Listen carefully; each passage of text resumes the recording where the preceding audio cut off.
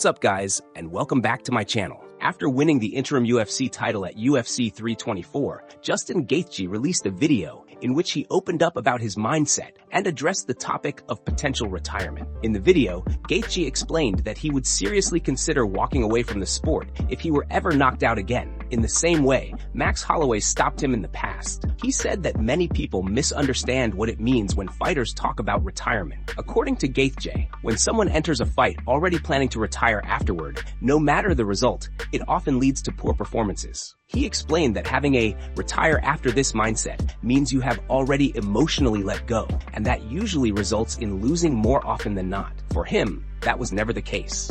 Gaethje emphasized that even though he had spoken honestly about the possibility of retiring, it was never something that sat in the back of his mind during training or competition. He said it was simply the truth, not a sign that he had one foot in and one foot out of the sport. He believes many people look at these comments from the wrong perspective and assume he is mentally checked out, which is not accurate. He explained that approaching his career with honesty can actually be helpful rather than negative. Being realistic about limits, risks, and long-term health allows him to compete with clarity and purpose. For Gaethje, acknowledging that another devastating knockout could end his career is about self-respect and responsibility, not fear. He made it clear that if he were ever knocked out again, in a similar fashion, he would not allow himself to stay in a position where his health could be seriously compromised. Still, he insisted that this mindset does not weaken him. Instead, it adds pressure, and pressure has always brought out his best performances. Gaethje said that he thrives under high expectations and difficult circumstances. He believes that honesty,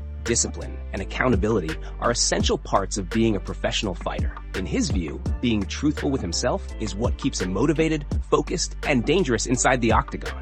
And before we continue, make sure to leave a like on the video and subscribe to help support the channel. Moving on to another news. Speaking with TalkSport, Colby Covington shared his bold prediction about a potential clash between Ilia and Justin Gaethje. Covington said he strongly believes that Ilia would finish Gaethje within a minute and does not see the fight lasting very long at all. According to him, Gaethje's tendency to duck his head could be a major weakness, and Ilia would likely capitalize on it with a perfectly timed uppercut that could send him crashing to the canvas. Covington explained that, in his view, Ilia's precision, timing, and power make him a nightmare matchup for someone like Gaethje. He believes that once Ilia finds his rhythm, the fight would be over almost instantly. His confidence in this prediction reflects how highly he rates Ilia's striking ability and fight IQ. When the conversation shifted to Islam Makhachev and potential challengers, Covington sounded less certain. He mentioned Kamaru Usman and questioned whether he truly deserves a title shot at this stage,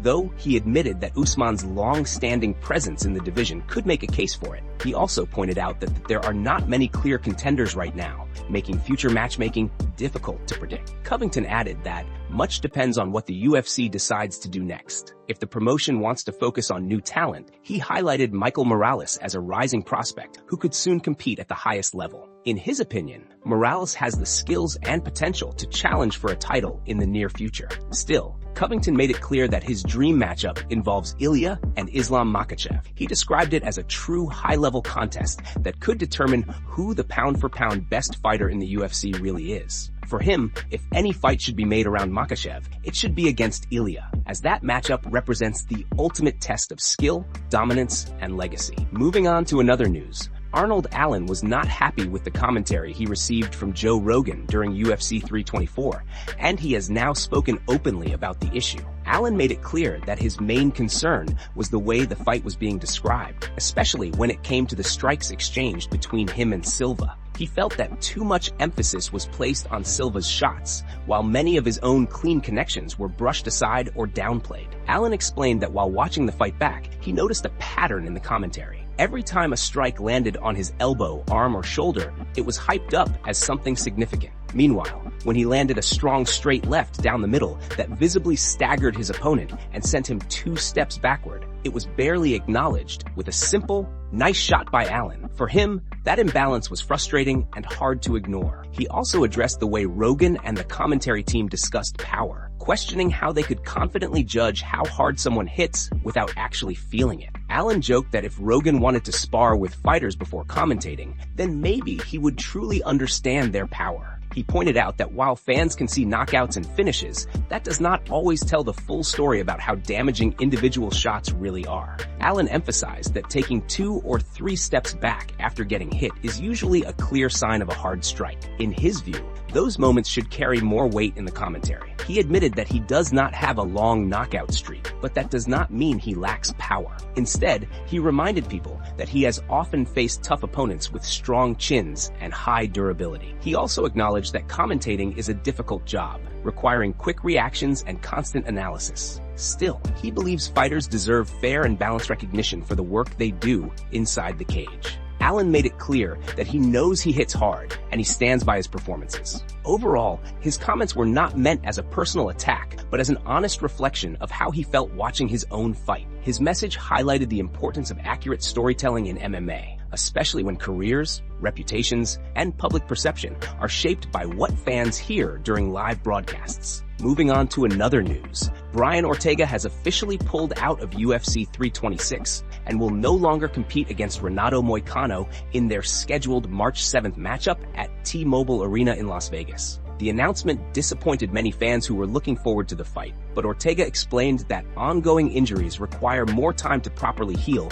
before he can safely return to competition. Through an Instagram story, Ortega addressed his supporters directly and shared an honest update about his situation. He thanked his fans for standing by him and confirmed that he would not be fighting in Vegas as planned. He reassured everyone that his overall health is good and that he does not need any surgery or major medical procedures at this time. Ortega explained that while his injuries are not severe enough to require surgery, they still need proper care, rest, and attention. He said he needs to take some time off to nurse his body back to full strength and allow everything to heal naturally. This process will include physical therapy, recovery work, and avoiding unnecessary strain. He admitted that the situation is frustrating because it is not a major setback, yet it still forces him to delay his return. According to Ortega, it is simply one of those moments where patience is necessary, even when he feels close to being ready. His focus now is fully on recovery and doing everything possible to return stronger.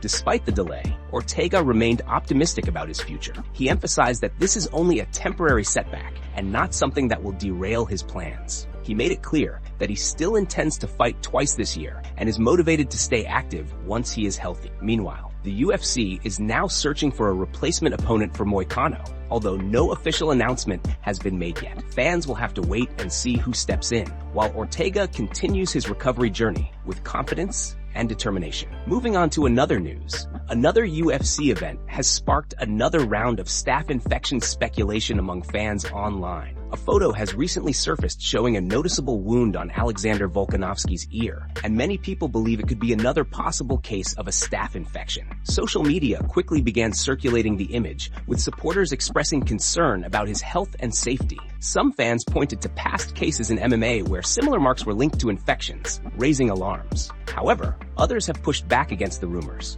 arguing that the mark looks harmless and may simply be a small drain hole or minor injury from training or competition. For now, no official medical update has been released, and the situation remains purely speculative. Moving on to another news, Aaron Tao has released a statement following the chaotic weight cut situation that led to his fight being canceled. He shared a photo along with a heartfelt caption, saying, "I need to apologize to my opponent, the UFC, my team, and my fans. Though I pushed to the end, I have one job, to make weight and fight. I didn't do that. I'm sorry." Tao's honesty and accountability have sparked reactions across the MMA community, with fans expressing support while acknowledging the challenges fighters face during extreme weight cuts and the pressures of performing at the highest level. Moving on to another news, the highly anticipated UFC White House event may have just become even bigger. According to US President Donald Trump, the upcoming UFC card is set to take place in a stadium built right in front of the White House, with a capacity of up to 100,000 spectators. While Trump did not provide further details about the structure,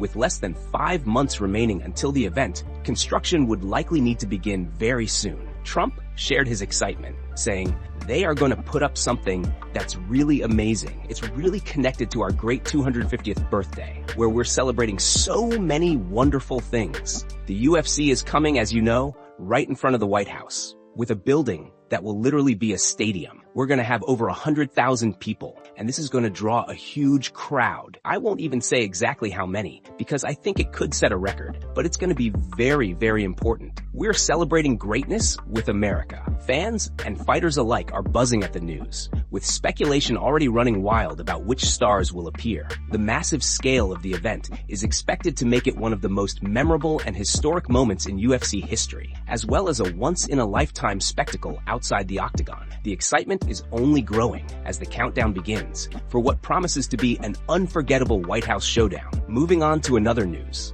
Jon Jones shared an update during the event about his potential fight with Alex Pereira, and his words suggested that the matchup may no longer be as certain as many fans once believed. When asked whether he would face Pereira at the White House, and if he would consider moving back down to light heavyweight, Jones made it clear that any future bout would have to take place at heavyweight. He explained that, right now, he is focused on maintaining a healthy and disciplined lifestyle. He said he is working out regularly, eating clean, and staying committed to the habits that have guided him throughout his career. According to Jones, he is doing everything within his control to stay ready, but he also understands that many factors surrounding fights and matchmaking are beyond his influence. Jones admitted that he does not truly know what will happen next. Rather than stressing over uncertainty, he prefers to take things one day at a time. He emphasized that some situations are simply out of his hands, and he has learned to accept that reality with maturity and patience. Despite the unclear future,